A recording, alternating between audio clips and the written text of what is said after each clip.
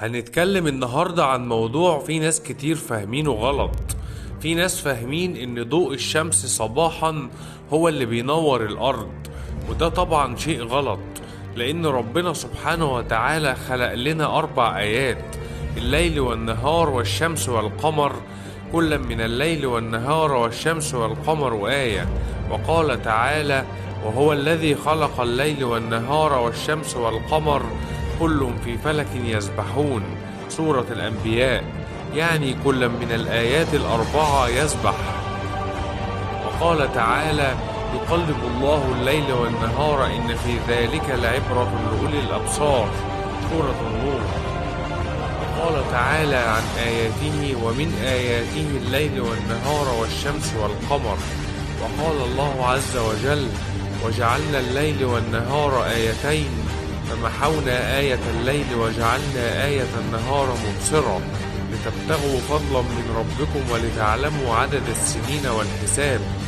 وهنا نجد أن الليل والنهار آيتين، وأن الشمس والقمر آيتين، ونجد أن الحكمة من الليل والنهار هي عدد السنين والحساب، ولها فوائد وهي السكن والنوم في الليل، والنهار مبصرا والنهار معاشا، كما قال الله تعالى: هو الذي جعل لكم الليل لتسكنوا فيه والنهار مبصرا إن في ذلك لآية لقوم يسمعون، سورة يونس.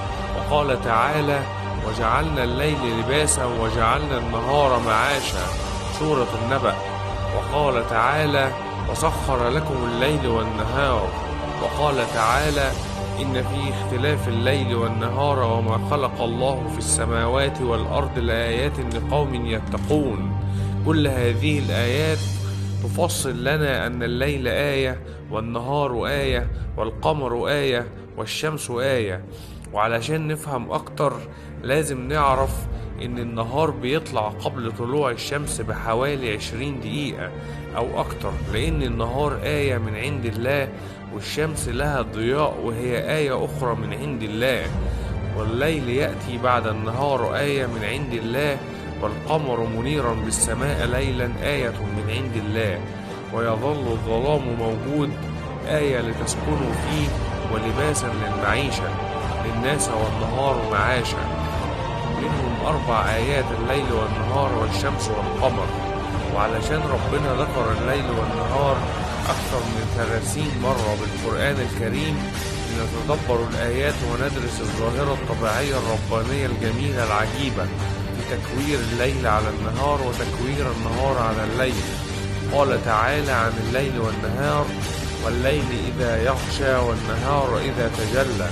وقال تعالى: ذلك بأن الله يولج الليل في النهار ويولج النهار في الليل وأن الله سميع بصير. وقال تعالى: ويقلب الله الليل والنهار إن في ذلك لعبرة لأولي الأبصار. وقال أن الليل سكن والنهار مبصرة. طبعا بعد كل الآيات اللي فاتت أكيد عرفنا أن الليل والنهار آيتين، وإن الشمس والقمر آيتين. وعلشان ألفت انتباهكم من آية في سورة الضحى: بسم الله الرحمن الرحيم، والضحى والليل إذا سجى. والضحى معناه الصباح، والصباح من النهار يأتي قبل ظهور الشمس ب20 دقيقة تقريبا، أو قبل ظهور شروق الشمس ب20 دقيقة، وهذا موعد للصلاة، صلاة الضحى بعد شروق الشمس ب20 دقيقة، والله أعلم.